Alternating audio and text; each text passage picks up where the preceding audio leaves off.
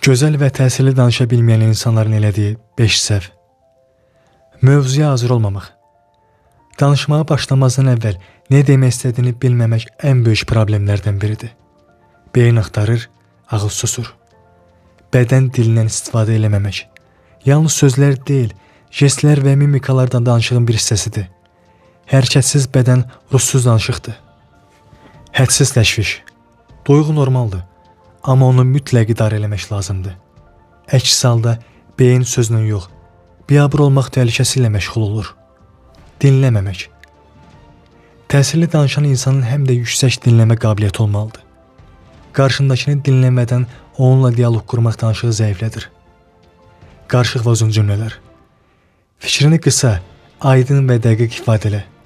İnsanlar sadə və tez başa düşülən fikirlərdən təsirlənir.